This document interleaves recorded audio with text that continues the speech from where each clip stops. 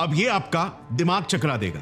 ये है 5,000 करोड़ रुपयों का बना दुनिया का फास्टेस्ट सुपर कंप्यूटर एल कैपिटान, जो कि एटलीस्ट आधे किलोमीटर जितनी जगह घेरता है और 2 क्विंटिलियन यानी इतने कैलकुलेशंस पर सेकंड करता है। ये सुपर एडवांस कंप्यूटर बहुत ही जल्द धूल चाटने वाला है, क्योंकि गूगल ने एक ऐसा नया कंप्यूटर चिप बना दिया है जो आज के इन फास्टेस्ट सुपर कंप्यूटर से भी 1 नॉनिलियन प्लस गुना ज्यादा तेज कैलकुलेशंस कर सकता है। 1 नॉनिलियन गुना यानी ये एक के आगे इतने 30 जीरोज, यानी जिस कॉम्प्लिकेटेड कैलकुलेशंस को करने के लिए आज के सबसे पावरफुल सुपर कंप्यूटर्स को ब्रह्मांड के करंट एज से भी 500 ट्रिलियन गुना ज्यादा समय लगेगा, उतने कैलकुलेशंस तो ये नया गूगल का कंप्यूटर चिप सिर्फ 5 मिनट में कर सकता है। ये है गूगल का नया क्वांटम चिप विलो, जिसने नए क्वांटम एज की शुरुआत का डंका बजा दिया है। Some computers is the wild card. It could be a game changer. It could change the entire landscape of artificial intelligence. Google's Willow chip is touted as not just another technology breakthrough, but an evolution. In under 5 minutes, the chip can solve a problem that would take today's most powerful computers 10 septillion years. अब तक बेचारे हमारे थके हुए computers 3 से 4 सालों में कहीं जाकर प्रोसेसिंग पावर को डबल कर पा रहे थे, लेकिन इन क्वांटम कंप्यूटर चिप्स के आने से पूरा गेम ही बदल जाएगा बॉस। ब्रह्मांड के राजों का पर्दाफाश करने वाले कॉम्प्लिकेटेड कैलकुलेशंस हो, एलियन लाइफ इन अरबों खरबों प्लैनेट्स में कहां पर मौजूद हो सकती है उसके कैलकुलेशंस हो, लाइट की स्पीड से उड़ पाने की टेक्नोलॉजी हो, वर्म होल्स क्रिएट कर पाने का कॉन्सेप्ट हो, इंसानी शरीर की सारी बीमारियों को हमेशा के लिए खत्म करना हो, यहां तक कि ये रिसर्च जरा देखना, क्वांटम कंप्यूटर्स के यूज से सबसे पहले तो बड़े आसानी से इंसानों की जिंदगी 150 से 200 सालों तक लंबी हो जाएगी। इवन हम कॉन्शियसनेस को किसी चिप या रोबोट में अपलोड करके हमेशा के लिए अमर भी हो सकते हैं। ये सारी टेक्नोलॉजीज अब सिर्फ साइंस फिक्शन नहीं बल्कि एक्चुअली में पॉसिबल हो पाएंगे ऐसे एडवांस क्वांटम कंप्यूटर्स की वजह से। मगर इससे पहले कि ये सब पॉसिबल हो पाए, अभी भी एक बड़ी प्रॉब्लम है जो साइंटिस्ट और इंजीनियर्स को रोक रही है।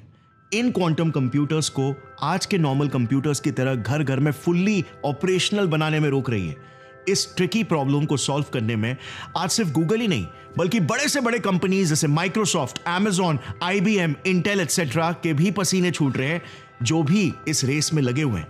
मगर गूगल ने ऐसा क्या नया आविष्कार करके दिखा दिया कि इसने इन सभी कंपनीज को पीछे छोड़ दिया। ऑल्सो एक इंटरेस्टिंग चीज देखना, गूगल का क्वांटम कंप्यूटर दिखने में ऐसे डिजाइन्ड है, मगर IonQ जो भी एक US बेस्ड ही कंपनी है, उसका क्वांटम कंप्यूटर ऐसा दिखता है।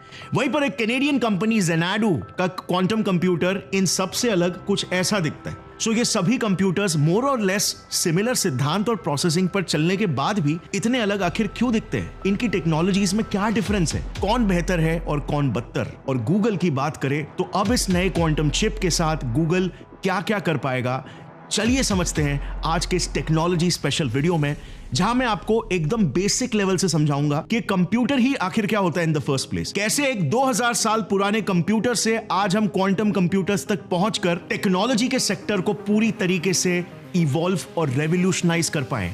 कैसे क्वांटम कंप्यूटर क्लासिकल कंप्यूटर से अलग है, ये किन क्वांटम सिद्धांतों पर एग्जैक्टली कैसे कैलकुलेशंस करता है, कैसे ये अरबों खरबों गुना ज्यादा पावरफुल है और क्या प्रॉब्लम्स साइंटिस्ट अभी फेस कर रहे हैं इस आधुनिक आविष्कार को आपके और मेरे घर तक पहुंचाने में।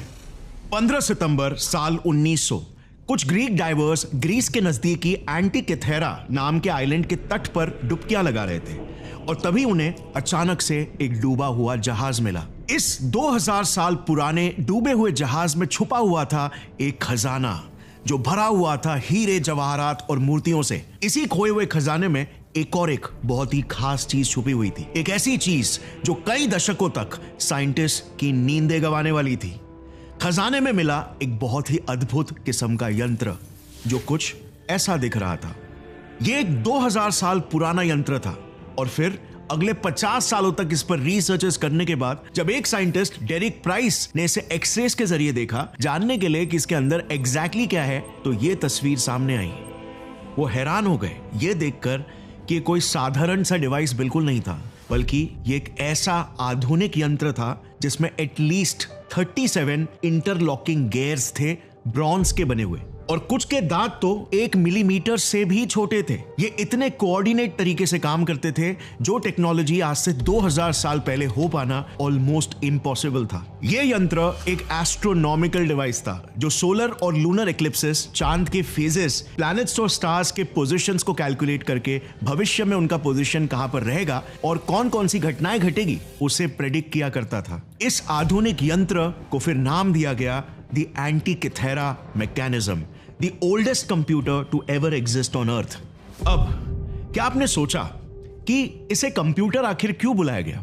कंप्यूटर्स तो ऐसे दिखते हैं ना, तो किस लिहाज से ये डिवाइस एक कंप्यूटर हुआ? तो फिर क्या हम आज के कुछ इलेक्ट्रॉनिक गैजेट्स जैसे TV, microwaves, geysers, water purifiers, क्या इन्हें भी कंप्यूटर्स बोल सकते हैं क्या? वेल, इसके लिए ना एकदम शॉर्ट में ABCD से समझते हैं कि एक कंप्यूटर ही आखिर क्या होता है इन द फर्स्ट प्लेस। देखो, एकदम सिंपल भाषा में कंप्यूटर का मतलब होता है कोई भी यंत्र जो कंप्यूट करे, यानी कि कैलकुलेट करे और सही आउटकम को प्रेडिक्ट करे। और इसी वजह से एक सिंपल सा कैलकुलेटर भी एक कंप्यूटर होता है। एंटीकिथेरा मैकेनिज्म भी उस समय ब्रह्मांड के सिद्धांतों को मैथ्स के नंबर्स के जरिए मशीन्स के मूवमेंट में कोडिफाई कर रहा था, ठीक जिस तरह आज के मॉडर्न कंप्यूटर्स IT और इलेक्ट्रॉनिक्स के सिद्धांतों को एल्गोरिदम्स के जरिए ऑपरेशंस में कोडिफाई करते हैं। और इसीलिए सबसे पुराने कंप्यूटर्स का जन्म इलेक्ट्रॉनिक सर्किट्स में नहीं बल्कि मैकेनिकल सर्किट्स में हुआ था। और कई साइंटिस्टों के अनुसार एंटीकिथेरा मैकेनिज्म की तरह इतनी आधुनिक टेक्नोलॉजी हमारे पास अगले 1400 सालों तक नहीं आई थी। और फिर आया कंप्यूटर्स के इतिहास में एक बड़ा माइलस्टोन। साल 1642 में एक 19 साल के फ्रेंच मैथमेटिशियन ने आज के मॉडर्न कैलकुलेटर्स और कंप्यूटर्स का एक पुराना प्रोटोटाइप बना लिया जो अगेन मैकेनिकली फंक्शन करता था। इसमें भी गेयर्स और क्रैंक्स यूज किए गए थे जो डायल्स को रोटेट करने से इनपुट किए नंबर्स के करस्पॉन्डिंग आंसर्स को डिस्प्ले करते थे। इस पुराने कैलकुलेटर का नाम पास्कलीन पड़ा और वो जीनियस और कोई नहीं बल्कि ब्लेस पास्कल थे जो लियोनार्डो डा विंची के कैलकुलेटर के डिजाइन से बहुत ही इंस्पायर्ड थे और उस डिजाइन को इन्होंने एनहांस करके रियलिटी बनाया। अब पास्कलीन कैलकुलेटर जैसे आप देख सकते हो फिर भी एक बहुत ही बड़ा डिवाइस था। आज के कैलकुलेटर्स की तरह तो बिल्कुल नहीं, और ये तो सिर्फ एडिशन और सब्ट्रैक्शन ही कर सकता था, मल्टीप्लिकेशन और डिवीजन भी नहीं। बट इस मॉडल ने एक bright German scientist Gottfried Lebanese को बहुत ही ज्यादा इंस्पायर किया और उन्होंने इसे फिक्स करके अपना खुद का एक न्यू मॉडल बनाया जिसका नाम रखा गया स्टेप रेकोनर, जो चारों important math functions addition, subtraction, multiplication और डिवीजन कर पाने लगा था। अब ये कैलकुलेटर उस समय के लिए काफी एडवांस जरूर था, बट अब भी बहुत सारे इंपॉर्टेंट मैथ्स के कैलकुलेशन तो ये नहीं कर पा रहा था। जैसे फॉर एग्जांपल पॉलिनोमियल इक्वेशंस को कैलकुलेट करना हो। ये इक्वेशंस आपको याद है, हमने बचपन में ये अलजेब्रा में सीखा था। यहां पर fx पॉलिनोमियल फंक्शन है, यानी कि मेन आंसर जो हमें फाइंड करना है। ऐसे इक्वेशन को उस वक्त कोई कैलकुलेटर कैसे कैलकुलेट कर सकता था भला? ऑल्सो नंबर्स के लॉगरिथमिक और ट्रिग्नोमेट्रिक वैल्यूज को निकालना भी उस समय इम्पॉसिबल था कैलकुलेटर्स के लिए। और 19वीं सदी आते आते तो जैसे आपको पता है ब्रिटिशर्स तो एक्सप्लोरर्स और कॉलोनाइजर्स बन चुके थे, इसीलिए नेविगेशन में, सेलिंग में, इवन इंजीनियरिंग और बैंकिंग तक में एडवांस्ड और फास्ट कैलकुलेशंस कर पाने की अब बहुत ज्यादा जरूरत पड़ने लगी थी। और इसीलिए मजबूरी में उस वक्त लोग ऐसे दिखने वाले मैथ्स के प्रिंटेड टेबल्स का इस्तेमाल किया करते हैं। अब इन इंपॉर्टेंट टेबल्स को बनाता कौन था पता है? हम इंसान, मैनुअली। और हम इंसान तो गलतियां करने में माहिर है, इसीलिए कैलकुलेशन से लेकर अलग अलग स्क्रिप्ट्स में ट्रांसलेट करना और फिर प्रिंटिंग तक में कहीं पर भी अगर एक छोटी सी भी गलती हो गई तो कोई जहाज किसी महासागर के तूफान में भटक जाएगा या किसी बिल्डिंग का स्ट्रक्चर ही गलत बन जाएगा, जैसे 1707 में हुआ भी। इन्हीं गलत मैनुअल कैलकुलेशंस की वजह से एक नहीं 4 शिप्स एक साथ डिस्ट्रॉय हो गए और कुल मिलाकर 2000 सेलर्स ने अपनी जानें गंवा दी थी। इस घटना को द स्किली नेवल डिजास्टर कहा जाता है और इसीलिए एक व्यक्ति थे जिन्होंने इस साइलेंट खतरे का एक बड़ा अलार्म रेस किया। ये और कोई नहीं बल्कि हमारे father of modern computers Charles Babbage थे, जिन्होंने उस वक्त सरकार के सामने कुछ कड़वे फैक्ट्स रखे। बैबेज मैथ्स को लेकर बचपन से ही ऑब्सेस्ड थे फिर चाहे टेबल्स हो या इवन कैलकुलेशंस, इतने कि उन्होंने ये तक कैलकुलेट कर लिया था कि एक इंसान अपनी जिंदगी में कितने कदम चलेगा, जो है 20 करोड़ अप्रॉक्सीमेटली। इसीलिए बहुत बार चार्ल्स बैबेज को लोग साइको समझते थे, क्योंकि वो अक्सर काफी सारे अनकन्वेंशनल विषयों पर काम किया करते थे, जिन सब्जेक्ट्स की उस दौरान कोई डायरेक्ट वैल्यू नहीं थी, जैसे यही कंप्यूटर टेक्नोलॉजी। और अगर थोड़ी देर के लिए हम बैबेज की कहानी से बाहर आए तो निकोला टेस्ला, आइजैक न्यूटन से लेकर इवन आज के मॉडर्न जमाने के स्टीव जॉब्स से लेकर इलॉन मस्क तक को हर कोई थोड़ा सन की ही समझता है, क्योंकि ये लोग आज की नहीं बल्कि 10 से 50 साल आगे की टेक्नोलॉजी में काम करते हैं। जैसे आज सभी प्रोमिनेंट इनोवेटर्स किन सब्जेक्ट्स पर काम कर रहे हैं? Artificial intelligence, machine learning, robotics, data science, cyber security, IoT, blockchain, ये सारे न्यू एज स्किल्स है जो फ्यूचर में और इनफैक्ट आज भी मार्केट में सबसे हाईली इन डिमांड है। एंड एग्जैक्टली इसीलिए ये आज काफी वेल पेड स्किल्स भी है, with salaries going up to 17 lakhs per annum। Google, Amazon, Infosys जैसे सारे टॉप MNCs ले लो, ये कॉन्स्टेंटली ऐसे प्रोफाइल्स के लिए हायरिंग करते रहते हैं। लेकिन अनफॉर्चुनेटली इंडिया की एक बात तो मुझे सबसे ज्यादा खटकती है, वो ये है कि यहाँ पर बच्चों को कंपार्टमेंटलाइज कर दिया जाता है। बहुत ही लिमिटेड कॉलेजेस होंगे जो आपको आपके कन्वेंशनल सब्जेक्ट्स के साथ ऐसे कोई न्यू एज स्किल सीखने का मौका देंगे। लेकिन पंजाब के जलंधर में स्थित LPU ने अपने स्टूडेंट्स के लिए एजुकेशन को कंप्लीटली रेवोल्यूशनाइज कर दिया है। LPU ने एक ऐसा यूनिक सिस्टम डिजाइन किया है जिसमें उन्होंने इन सारे फ्यूचर प्रूफ स्किल स्टूडेंट्स के करिकुलम में ही एकदम सीमलेसली इंटीग्रेट कर दिया है, ताकि बच्चे मॉडर्न वर्ल्ड के सभी चैलेंजेस के लिए अभी से ही प्रिपेयर हो सके। एंड ऑफ कोर्स इसमें एक मेजर रोल होता है प्रैक्टिकल एक्सपीरियंस का, क्योंकि थियरी के लिए चाहे आप कितनी भी किताब पढ़ लो, जब आप फाइनली रियल वर्ल्ड में आते हो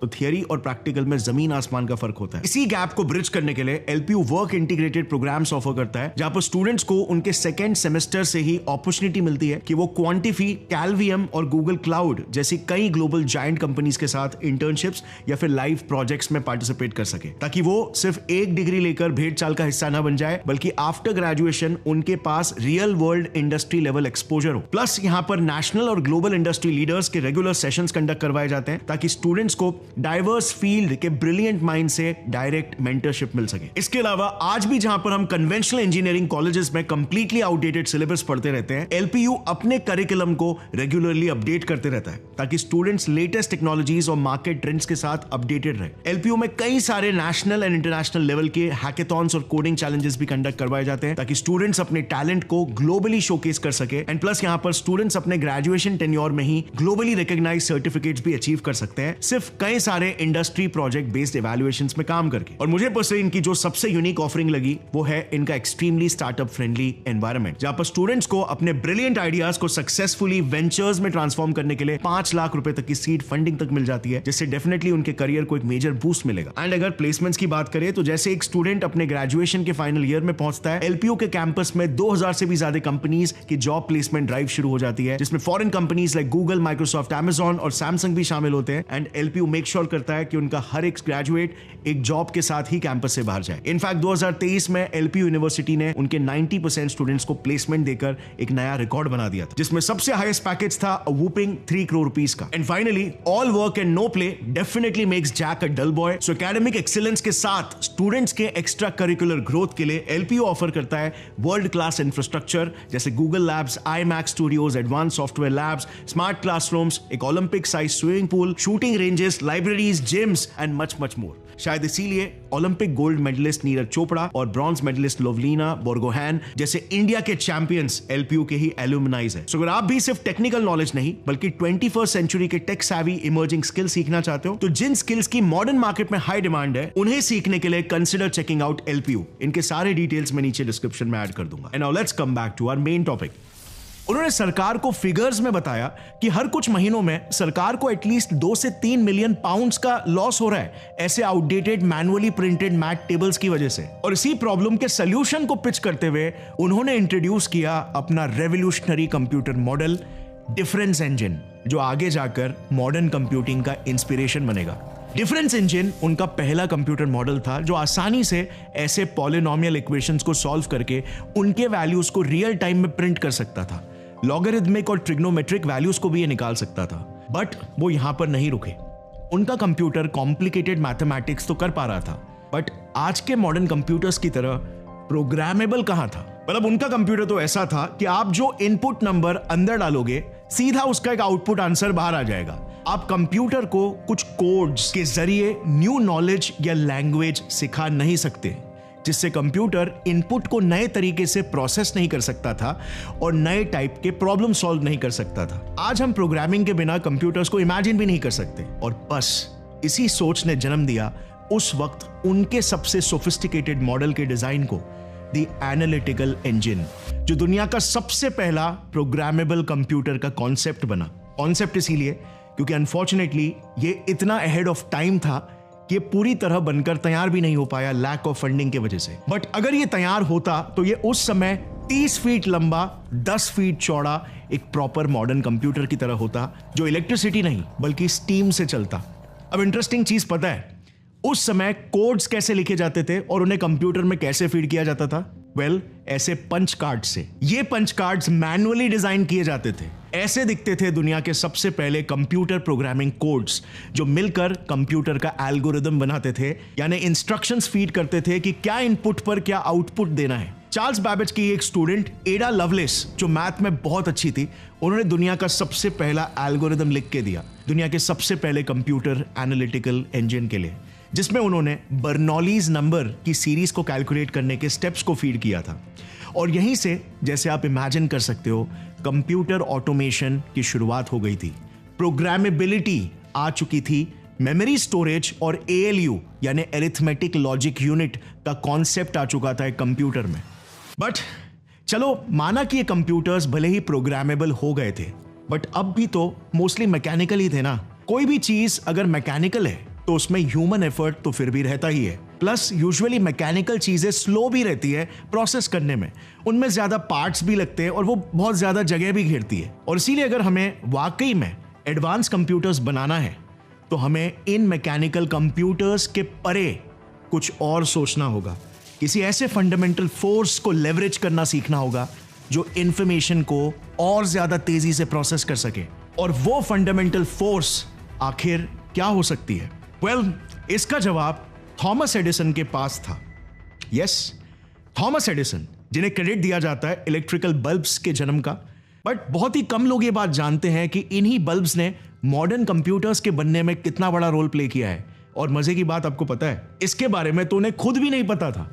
अब मजा देखना, 1883 में थॉमस एडिसन अपने इलेक्ट्रिक बल्ब्स पर रिसर्च कर रहे थे कि क्यों बल्ब्स कुछ समय में फेल हो जाते हैं। तब उन्होंने एक इंटरेस्टिंग चीज को देखी। उन्होंने देखा कि उनके बल्ब्स का सिर्फ एक साइड का glass area over time brown colour के एक लेयर से कोट हो जा रहा था। आखिर ऐसा क्यों? क्योंकि बल्ब के अंदर तो और कुछ नहीं होता, सिर्फ जलने वाला टंगस्टन का फिलामेंट, और वो भी वैक्यूम में। तब उन्होंने उस वैक्यूम सील्ड ग्लास के अंदर एक मेटल के प्लेट को डाला जो यूजुअली नेगेटिवली चार्ज होता है, और उसे एनोड कहते हैं। अब कुछ बहुत ही इंटरेस्टिंग हुआ। जैसे ही उस मेटल प्लेट पर उन्होंने एक पॉजिटिव वोल्टेज लगाया और बल्ब को ऑन किया, इलेक्ट्रॉन्स, क्योंकि नेगेटिवली चार्ज होते हैं, वो पॉजिटिव वोल्टेज की वजह से फटाक से उस प्लेट पर जाकर चिपकने लगे और एक करंट पैदा होने लगा। बट वहीं पर जब उन्होंने उस प्लेट पर एक नेगेटिव वोल्टेज लगाया तो कोई भी करंट पैदा नहीं होता। अब ये करंट एग्जैक्टली क्या था, क्यों क्रिएट हो रहा था, ये एडिसन को खुद उस वक्त पता नहीं था, और इसीलिए उन्होंने इस करंट को मिस्ट्री करंट नाम दे दिया और पैटेंट करवा दिया कि भाई आगे अगर इस करंट से कुछ काम होगा तो हम करवा लेंगे, अभी के लिए मैं इसको पैटेंट कर लेता हूं। और एडिसन का अंदाजा बिल्कुल सही था। यही करंट, जिसे लोग एडिसन करंट कहकर बुलाने लगे थे, आगे जाकर यही दुनिया बदलने वाला था। इलेक्ट्रॉनिक सर्किट्स की रीढ़ की हड्डी बनकर डिजिटल रेवोल्यूशन लेकर आएगा। देखो, फंडा एकदम सिंपल है। एडिसन करंट ने बेसिकली हमें इलेक्ट्रॉन फ्लो को कंट्रोल करना सिखा दिया था, और इलेक्ट्रॉन्स को कंट्रोल करना सीखना मतलब इलेक्ट्रॉनिक सर्किट्स बना पाना, जो आगे एडवांस कंप्यूटर्स और टेक्नोलॉजीज बनाने में मदद करेगी। अब इस सिंपल से प्रिंसिपल से एक इलेक्ट्रॉनिक सर्किट कैसे बन सकता है, इसे एक इजी से एग्जांपल से समझते हैं। देखो, ये एक बेसिक सा सर्किट है। यहां पर लाइट बल्ब से निकलते इलेक्ट्रॉन्स के ग्लास वॉल्स पर टकराने से पहले एक कंडक्टिंग मेटल प्लेट लगाया है, जहां पर जाकर इलेक्ट्रॉन्स टकराएंगे, और स्मार्टली इसे रेगुलेट या कंट्रोल करने के लिए बीच में एक खास किस्म का ग्रिड लगाया गया है, जिसका काम बस इतना है कि एक नल की तरह इलेक्ट्रॉन्स के बहाव को बहने देना है या फिर स्टॉप करना है। और ये ग्रिड काम कैसे करेगा भला? वेल, वोल्टेज अप्लाई करने से। जैसे हमने पहले देखा था, पॉजिटिव वोल्टेज इलेक्ट्रॉन्स को और तेजी से अट्रैक्ट करेगा यानी बहने देगा, और नेगेटिव वोल्टेज स्लो कर देगा या तो स्टॉप कर देगा, डिपेंडिंग ऑन कितना वोल्टेज अप्लाई किया जाए। इस सिंपल से सर्किट को कहते हैं एक वैक्यूम ट्यूब। और इसीलिए आपको सुनकर हैरानी होगी, बट सबसे पहले के जो बड़े से बड़े इलेक्ट्रॉनिक कंप्यूटर्स हुआ करते थे वो एक्चुअली में लाइट बल्ब से चला करते थे। वो कमरे जितने बड़े हुआ करते थे, जैसे ये 80 फीट चौड़ा 8 फीट लंबा ENIAC first programmable general use computer जब चलता था तो ऐसा लगता था कि एक साथ किसी ने हजारों बल्ब जला दिए। Imagine the level of heat. Engineers मजाक में कहते थे कि बर्फ के मौसम में तो उन्हें हीटर्स की जरूरत ही नहीं पड़ती थी। हाल ही में तक अपने पुराने CRT टीवीज में भी यही वैक्यूम ट्यूब्स तो यूज होते थे और इसीलिए वो हीट अप हो जाते थे, याद है। और ये टेक्नोलॉजी पूरे 60 से 70 सालों तक चली, जिस दौरान हमने काफी तरक्की देखी। कम्युनिकेशन टेक्नोलॉजी जैसे टेलीफोन्स, रेडियोज में ये सर्किट सिग्नल के एम्प्लीफिकेशन का काम कर सकते थे, यानी ज्यादा लाउड और क्लियर आवाज। और इस इलेक्ट्रॉन्स के फ्लो को ऑन ऑफ करके इसे बाइनरी यानी कि 1 और 0s के लैंग्वेज में कन्वर्ट किया जा सकता था, जो लैंग्वेज की कंप्यूटर्स और इलेक्ट्रॉनिक इक्विपमेंट्स से कोड्स के जरिए डिजायर्ड आउटपुट निकाल सकती थी। यानी अब हमारे कंप्यूटर्स इलेक्ट्रॉनिक कोड्स पर शिफ्ट हो चुके थे। वो पंच कार्ड्स की अब कोई जरूरत नहीं थी। पर अब भी पता है, कंप्यूटर ऑपरेटर्स को घंटों तक कंप्यूटर्स के सामने खड़े रहना पड़ता था। क्यों? क्योंकि हर दिन 40 से 50 बल्ब्स फटा करते थे और उन्हें तुरंत रिप्लेस करना पड़ता था। और इसीलिए साइंटिस्ट ये समझ चुके थे कि कमरे जितने बड़े कंप्यूटर्स एक्चुअली में ज्यादा प्रैक्टिकल नहीं हैं, ज्यादा रिसोर्सेज लेते हैं, ज्यादा एनर्जी चूसते हैं, ज्यादा हीट आउटपुट करते हैं, जिस वजह से ज्यादा एरर प्रोन भी बन जाते हैं। कैसा रहेगा अगर हम exact same technology, exact same mechanism को किसी बहुत ही छोटे से सर्किट में अगर फिट कर सके तो? 1947 यानी हमारे आजादी के साल में 3 brilliant scientist John Bardeen, Walter Britain और विलियम शॉकली ने बेल लैब्स में एक बहुत ही सक्सेसफुल एक्सपेरिमेंट किया। उन्होंने एक छोटे से चावल के दाने जैसे ऑब्जेक्ट से इलेक्ट्रॉन्स के फ्लो को कंट्रोल करके बता दिया, जिस एक्सपेरिमेंट ने वैक्यूम ट्यूब्स के अंत के दरवाजे खोल दिए।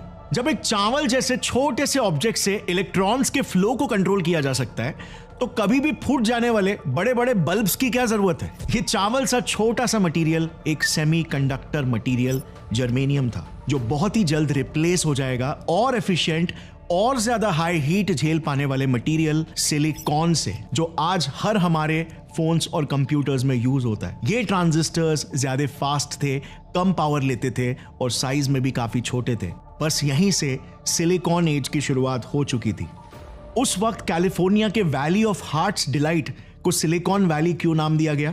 क्योंकि आज भले ही हम सिलिकॉन वैली को hub of tech and software company समझते हैं, लेकिन इस जगह में टेक कंपनीज ने शुरुआत कंप्यूटर हार्डवेयर बनाने से की थी। स्टैनफोर्ड जैसे यूनिवर्सिटीज ने यहां पर कई इनोवेटिव कंपनीज जैसे HP और स्टूडेंट्स को लैंड लीज पर प्रोवाइड करना शुरू कर दिया था, यहां पर कंप्यूटर टेक डेवलप करने के लिए।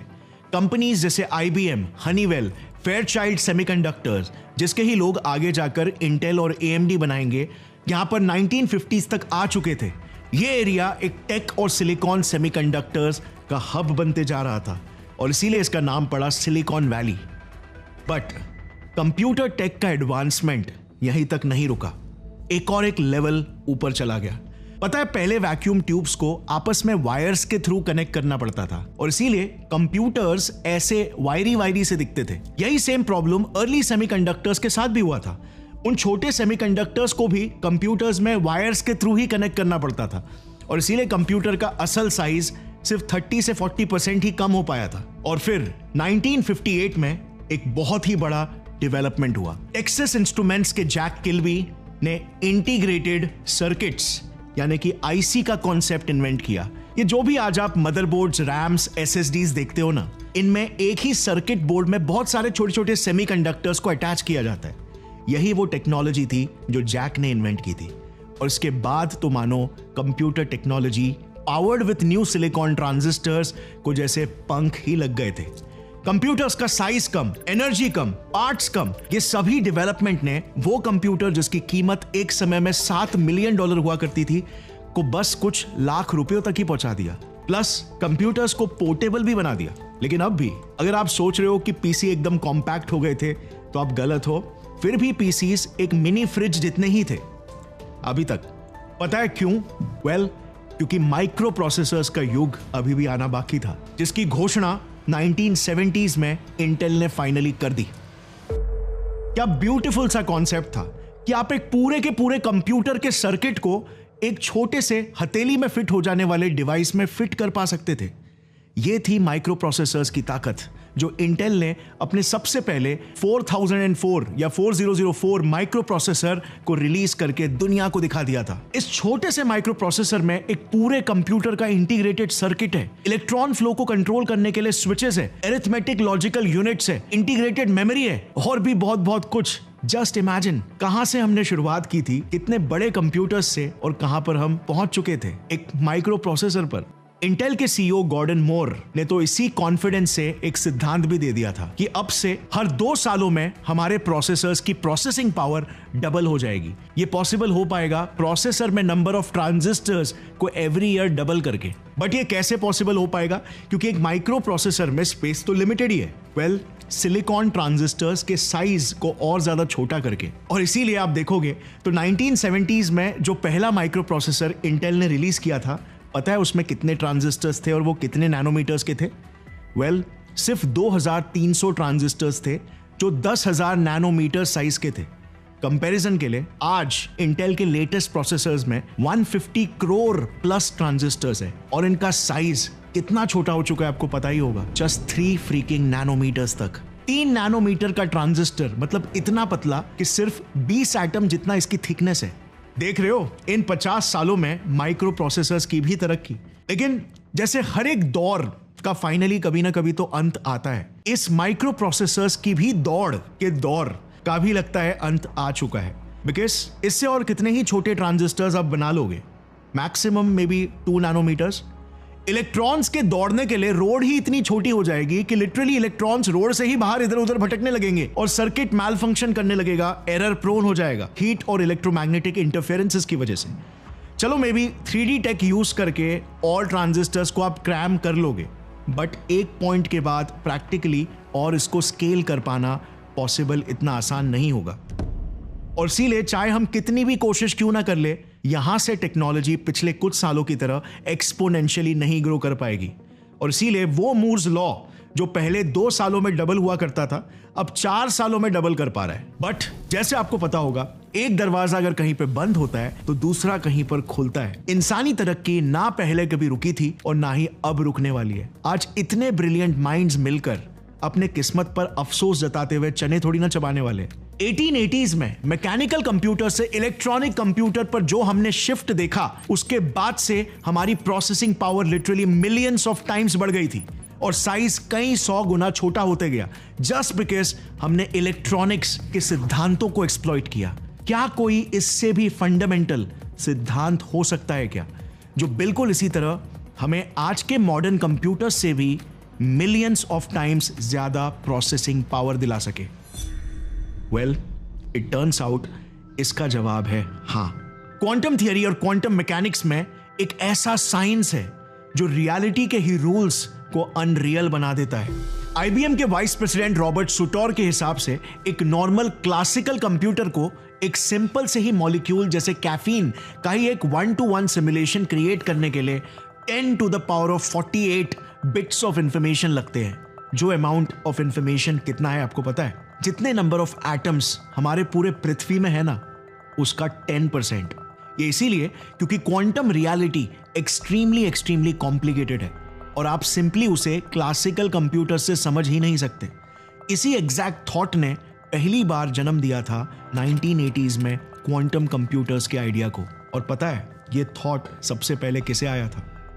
थिंक जिस तरह आज हम 19th सेंचुरी के कंप्यूटर्स को बस कैलकुलेटर्स की तरह देखते हैं ना, कि तो नल्ले कंप्यूटर्स हैं, क्वांटम कंप्यूटर्स ने ऑलरेडी हमारे आज के कंप्यूटर्स को उनका असली चेहरा दिखाना शुरू कर दिया है। इनके सामने हमारे आज के एडवांस सुपर कंप्यूटर्स भी बस सिंपल कैलकुलेटर्स की तरह लगते हैं। सो एग्जैक्टली ये क्वांटम कंप्यूटर्स क्या है? इन सिद्धांतों को एक्सप्लॉइट करके हम बिलियंस ऑफ गुना ज्यादा पावरफुल कंप्यूटर बना सकते हैं। कैसे गूगल के नए क्वांटम चिप ने बस 5 मिनट में वो कैलकुलेशन करके दिखा दिए जो एक सुपर कंप्यूटर को ब्रह्मांड की एज से भी 1000 गुना ज्यादा समय लगेगा। और कैसे बहुत ही जल्द हम एलियन लाइफ को भी खोज पाएंगे, सारी बीमारियों को खत्म कर देंगे और इंसानों की जिंदगियों को 150 से 200 सालों तक लंबा कर पाएंगे, all with the help of these quantum computers. ये सब बड़े डिटेल में पूरे क्वांटम कंप्यूटर्स के एवोल्यूशन के साथ मैं अपने इस वीडियो के पार्ट 2 में आपको बताऊंगा, क्योंकि ये वीडियो बहुत ही लंबा हो रहा था। पार्ट 2 इस पार्ट से भी और ज्यादा इंटरेस्टिंग होगा, फैसिनेटिंग और एजुकेशनल होने वाला है, जो आपको इस यूनिवर्स के कई ऐसे सीक्रेट्स के बारे में बताएगा जो आपको शायद पता भी नहीं होंगे, और साथ ही हमारा फ्यूचर कैसा होने वाला है उसकी भी एक झलक दिखाएगा।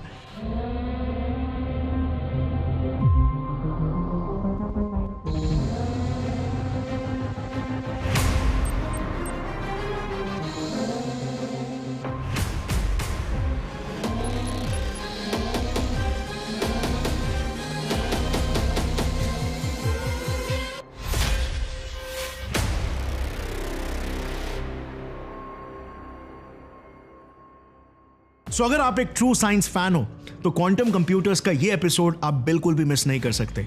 Stay tuned till I release the next part, जो कि 1 हफ्ते के अंदर ही आ जाएगा। और अगर आप इस वीडियो को 1 हफ्ते बाद देख रहे हो तो शायद ये पार्ट रिलीज भी हो चुका है और यहाँ पर कहीं मैं आपको वहाँ उसका लिंक डाल दूंगा। So see you very soon in the next part. तब तक के लिए स्टे ट्यून्ड। जय हिंद।